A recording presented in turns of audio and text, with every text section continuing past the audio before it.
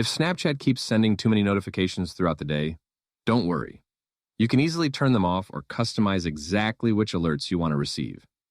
Let me show you how to do it. First, open Snapchat on your phone. Now tap on your profile icon in the top left corner. After that, tap the settings icon in the top right. Scroll down until you find notifications and tap on it.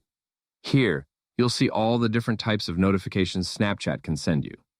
You can disable things like story notifications, memories, friend suggestions, birthdays, map notifications, promotions, public content alerts, group notifications, and more.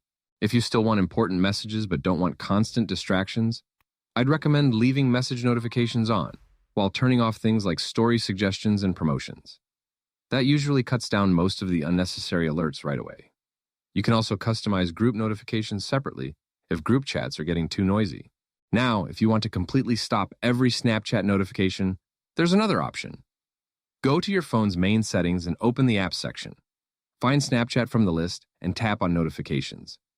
From here, you can turn off Allow Notifications, and Snapchat will stop sending all alerts completely, including messages, calls, stories, and friend requests. Thanks for watching.